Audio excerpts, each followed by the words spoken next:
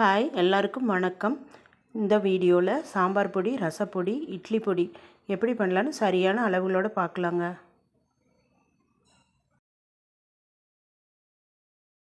முதல்ல சாம்பார் பொடி எப்படி பண்ணுறதுன்னு பார்க்கலாம். சாம்பார் பொடி வறுக்கிறப்ப நான் அளவுகள் சொல்லிகிட்டே வரேன், குறித்து வச்சுக்கோங்க. கூடவே டிஸ்கிரிப்ஷன் பாக்ஸ்லேயும் அளவுகள் கொடுக்குறேங்க. மல்லி 1/2 கிலோ எடுத்துருக்குறேங்க, 500 கிராம். மல்லி நாட்டு மல்லி கொஞ்சம் பெருசாக ஒரு மல்லி, 2 வகை இருக்குங்க. நான் இங்கே நாட்டு மல்லி எடுத்திருக்கேன். நீங்கள் எது வேணால் எடுத்துக்கலாம். கொஞ்சம் சூடு பட்டால் போதுங்க, ரொம்ப வறுக்கணும்னு அவசியம் இல்லை. கை பொறுக்கிற சூட்டில் இப்படி எடுத்த கை சூடு தாங்கணும், அந்த அளவுக்கான சூடு போதுங்க. கருக விட்டுறாதீங்க, பார்த்து கவனமாக வறுத்துக்கோங்க. இப்போ மொத்தமாக எனக்கு 1 கிலோவுக்கு கொஞ்சம் வச்சா சாம்பார் பொடி வருது. உங்களுக்கு இதில் பாதி போதும் அப்படின்னா அளவுகளெல்லாம் பாதி பாதியாக எடுத்துக்கோங்க. உதாரணத்துக்கு மல்லி 500 கிராம் எடுத்துருக்கிறேன் அப்படின்னா நீங்கள் 250 கிராம் எடுத்திங்கன்னா இதில் பாதி அளவு சாம்பார் பொடி கிடைக்குங்க. மல்லி இந்த மாதிரி ஆற வச்சுக்கிட்டு சீரகம் வறுத்துக்கிறேன். 100 கிராம் சீரகம் எடுத்துருக்குறேங்க. மிளகு 50 கிராம் எடுத்துருக்குறேன். கடலைப்பருப்பு 50 கிராம். இது அதே போல் தான், லைட்டாக சூடேறினா போதும், ரொம்ப வறுக்கணும்னு அவசியம் இல்லை. நீங்கள் என்னோடய சேனல் சப்ஸ்கிரைப் பண்ணாமல் இருந்தீங்கன்னா சப்ஸ்கிரைப் பண்ணி வச்சுக்கோங்க.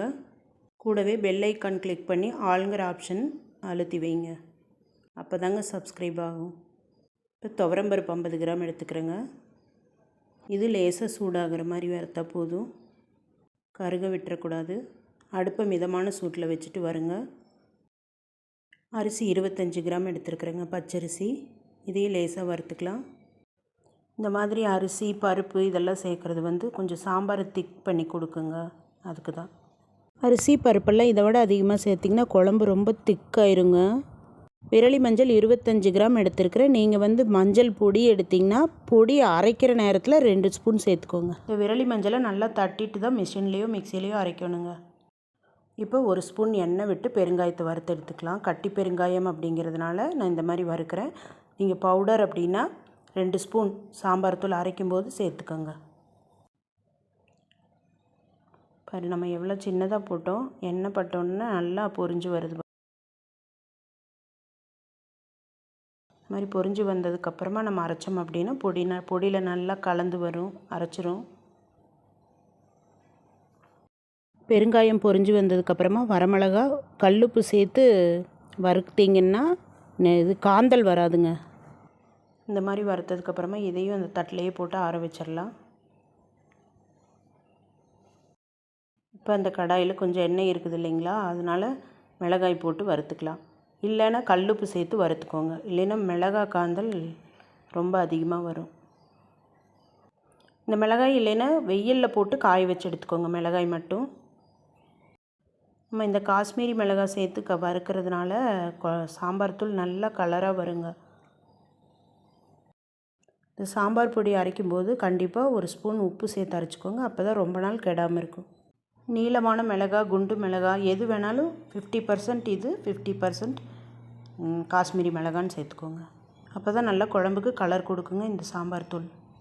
நல்லா ஒரு 2 கை ஃபுல்லாக கருகாப்பில் எடுத்து இப்படி ட்ரை ரோஸ்ட் பண்ணிக்கோங்க. கழுவிட்டு காய வச்சு ட்ரை ரோஸ்ட் பண்ணுங்கள். வெந்தயம் 20 கிராம் எடுத்துருக்குறேங்க. இதையும் அப்படி தான் அடுப்பை மெதுவாக வச்சுக்கிட்டு, அது ஒரு மணம் வரும், வெந்தய மணம். அப்போ டக்குன்னு எடுத்து கொட்டிடணும், இல்லைன்னா கருத்து போயிடும், சாம்பார் நல்லா இருக்காது. பாருங்கள், இந்த மாதிரி எடுத்துடணும். கல்லுப்பு 2 ஸ்பூன் சேர்த்து அரைச்சிக்கோங்க. அடுத்து நம்ம பார்க்க போகிறது இட்லி பொடி. இட்லி பொடியெல்லாம் கடையில் வாங்காமல் வீட்லேயே ஈஸியாக அரைச்சி வச்சுக்கலாங்க. 400 கிராம் உளுந்து எடுத்துருக்குறேன். இதுவும் அடுப்பை மெதுவாக வச்சுட்டு அப்படியே ஒரு மணம் வர வரைக்கும் 5லேருந்து 10 நிமிஷம் ஆகுங்க இதை வறுத்தெடுக்கிறதுக்கு. நான் 2ஆக பிரித்து 200 கிராமாக வறுக்கிறேன். Stove medium flame to high flame மாற்றி மாற்றி வச்சுக்கோங்க. எதுக்குமே எண்ணெய் சேர்த்தக்கூடாது, வெறும் இப்படியே வெறும் கடாயில் தான் வறுக்கணும். அப்போ தான் நீங்கள் வெளியிலேயே வச்சு 2-3 மாதம் கழித்து யூஸ் பண்ணால் கூட டேஸ்ட் நல்லாயிருக்கும். அரைக்கும்போது எந்த டேஸ்ட்டில் இருந்ததோ அதே சுவை மாறாமல் இருக்குங்க, எண்ணெய் சேர்க்காமல் வருங்க. இந்த பொடி எல்லாமே ஆற வச்சு ஏர்டைட் கண்டெய்னர் இல்லை ஸ்டெயின்லெஸ் ஸ்டீல் பாக்ஸில் போட்டு வச்சுக்கோங்க. உளுந்து கலர்லேருந்து அப்படியே லைட்டாக ப்ரௌன் கலருக்கு சேஞ்ச் ஆகும், அப்போ எடுத்துடணும். ஒரு மணம் வரும். அதே போல் தான் கடலைப்பருப்பு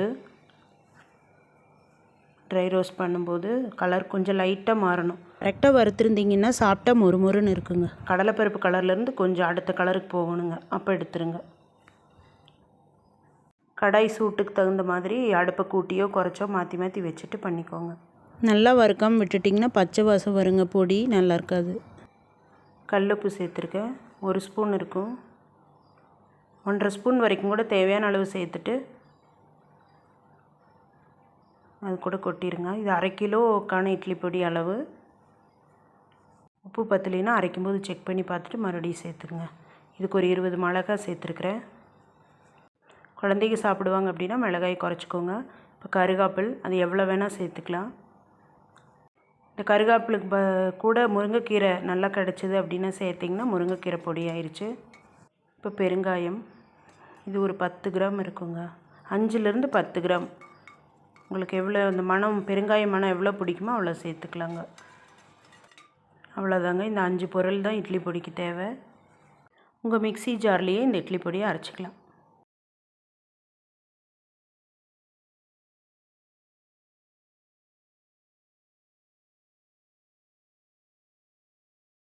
அடுத்து பார்க்க போகிறது ரசப்பொடி.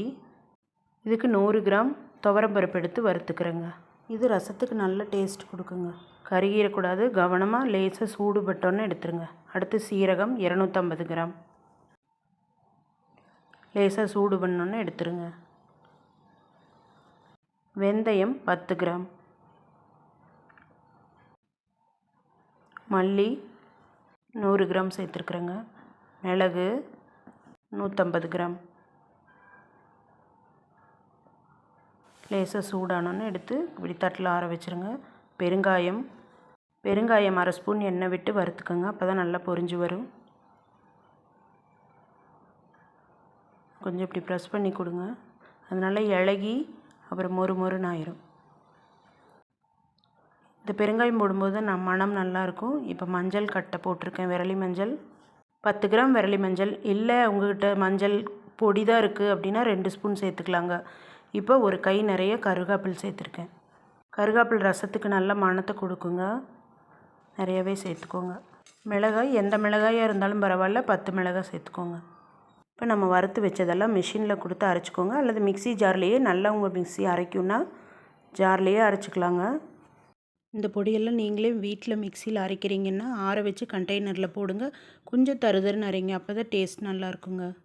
கைப்படாமல் ட்ரை ஸ்பூன் போட்டு எடுங்க. கடையில் வாங்குகிற பொடி மாதிரி வெளியிலே வச்சுக்கலாம். நீங்களும் இதே மாதிரி அளவுகளோடு செஞ்சு பார்த்துட்டு கமெண்ட்டில் சொல்லுங்கள். வீடியோவை ஷேர் பண்ணுங்கள், லைக் பண்ணுங்கள். தேங்க்யூங்க.